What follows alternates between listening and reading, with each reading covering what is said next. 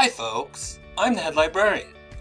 On today's episode, we're going to learn a little something about the Oregon Reader's Choice Award, which is otherwise known as the ORCA. This fantastic award is given out right here in the state of Oregon, and I'm very excited to make it the theme of today's episode.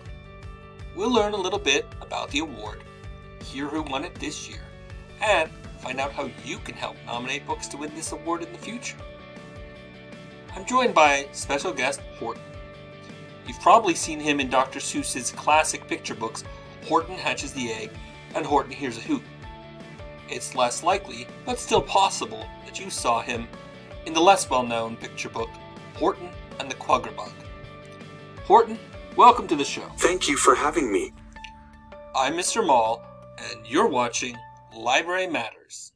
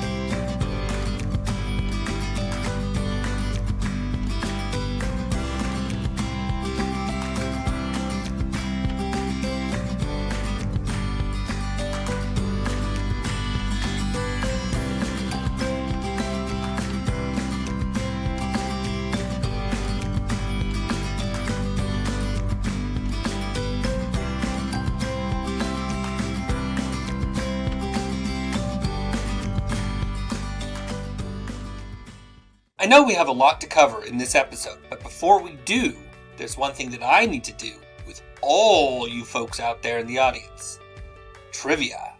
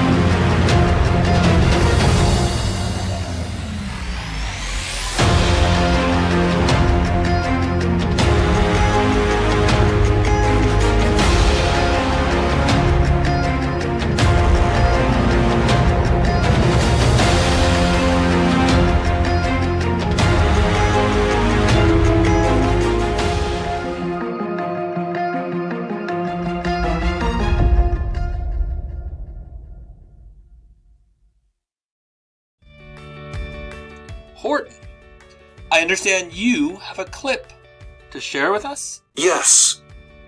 It's from a speech I gave at Clear Creek Middle School, where I addressed several distinguished literary characters on the importance of the Oregon Reader's Choice Award. Mel, can we cut to that? When I was first created by Dr. Seuss in 1940 for the picture book, Horton Hatches the Egg, there was no such thing as an Oregon Reader's Choice Award.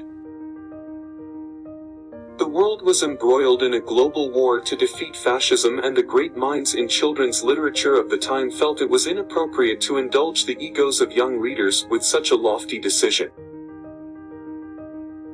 Years later, in 1954, when Dr. Seuss returned to my character for Horton Hears a Hoot, the country was just getting over the devastating consequences of the Korean War, and so young readers were once again expected to put their egos on hold so that more mature minds could engage in the wanton destruction of armed conflict. Sadly, youth of the 20th century were thus robbed of the opportunity to vote for either of my two more famous stories, and of course no one had ever heard of Horton and the Quagga Bug.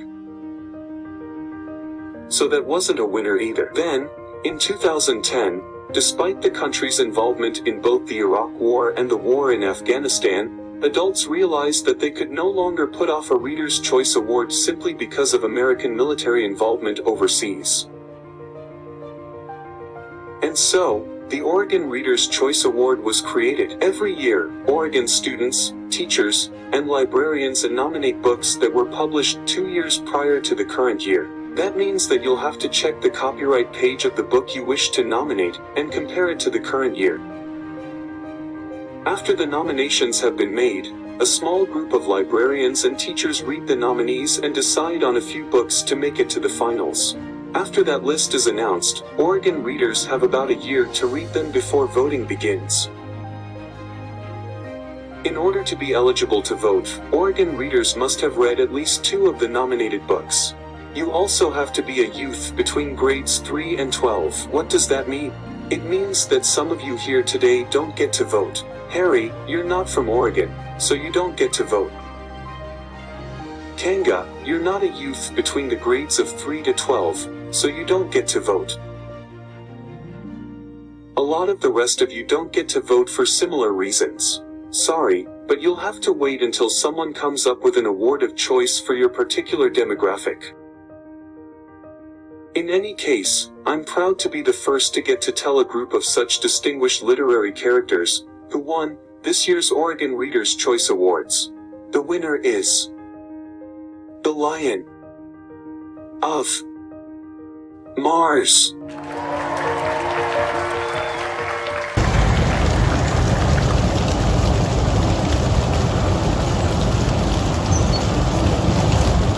In the not-too-distant future, on a planet not too far away,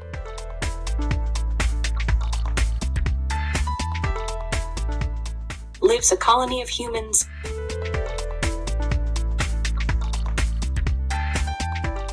Americans. This is the only home that 11-year-old Belle remembers.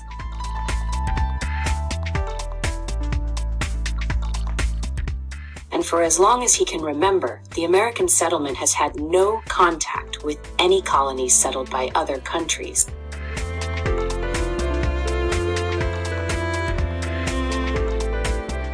When the adults become sick, the children realize they have no choice but to seek out other settlements.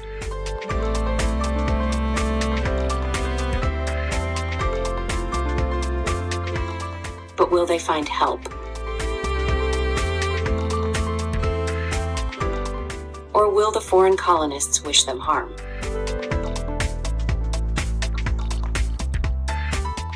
From Jennifer L. Holm, author of The 14th Goldfish and Turtle in Paradise, comes a stunning novel about the fear that keeps us apart and the hope that can bring us back together. The Lion of Mars.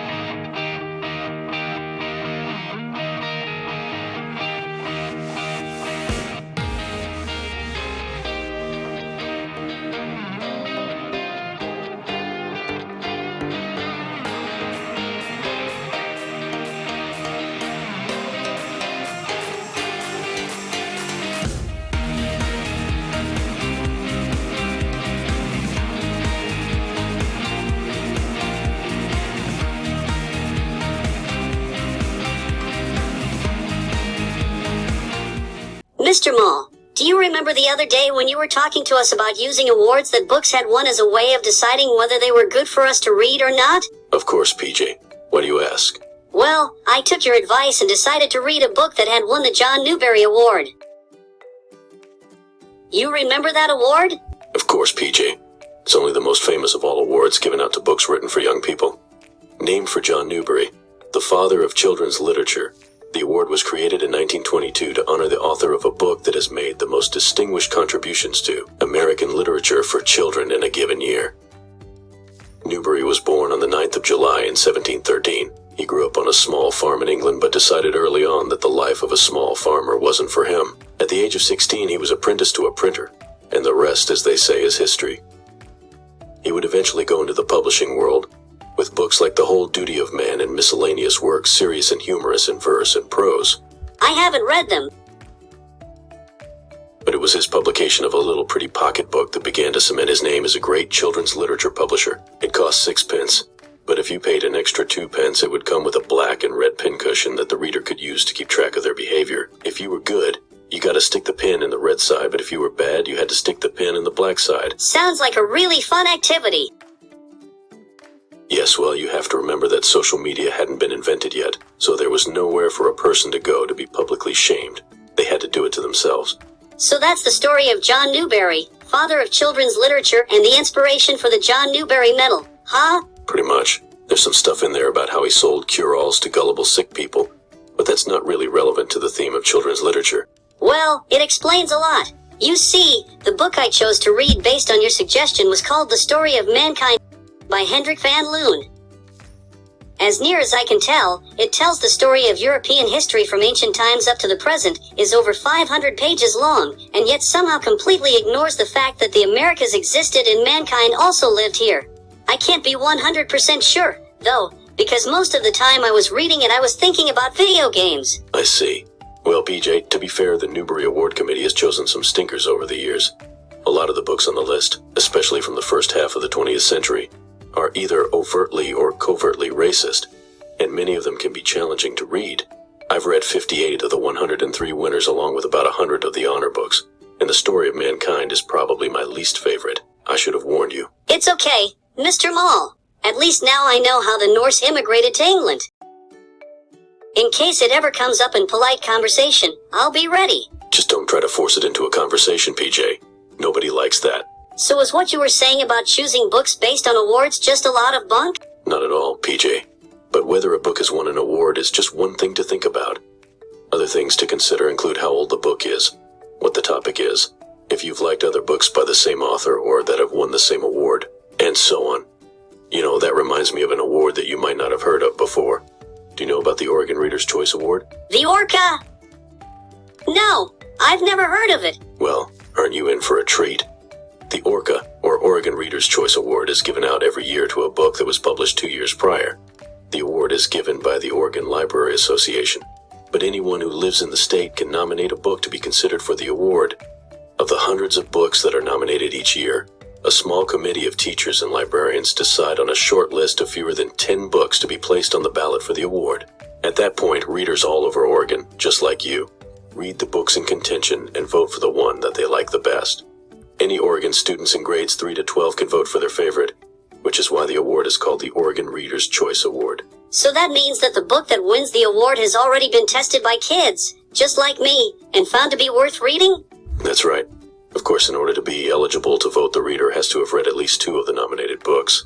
Well, that just makes sense. So there you have it. Now you have a new award to keep an eye out for when you're trying to find a good book to read. How do I tell which books have won the award? Well, the book should have an ORCA medal on it. What does that look like?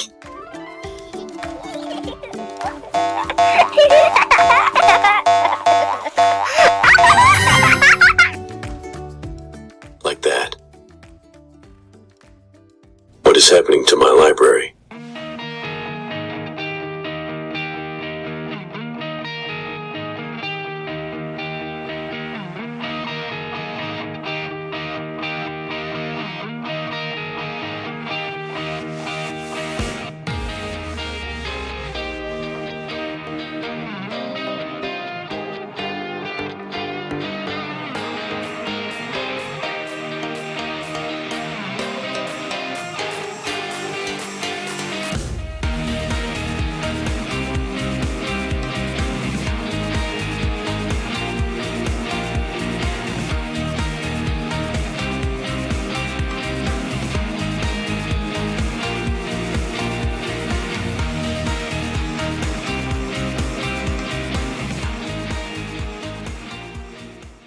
And the nominees for the 2024-2025 Oregon Reader's Choice Awards are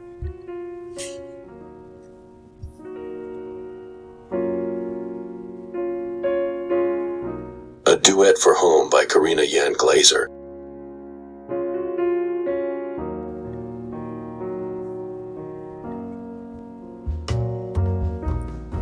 Freddy vs. the Family Curse by Tracy Badua.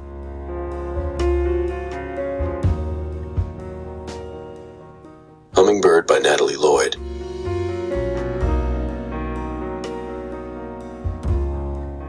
The Last Hope and Hope Down by Maria Jurod.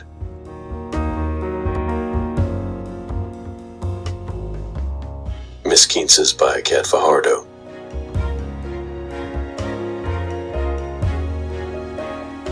The Ogress and the Orphans by Kelly Barnhill.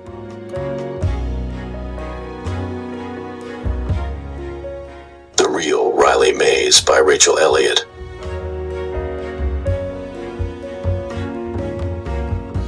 A Rover Story by Jasmine Warga.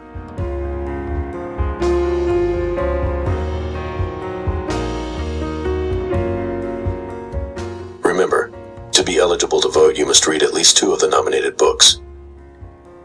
Voting begins in March of 2025. Say, Horton, would you like to hear a joke? Would I? What did the flight attendant say to the elephant who was too big to fit into his seat? I don't know. Sir, you'll have to check your trunk. That's highly offensive. Today's joke was submitted by Richard D. from East Orient Elementary School.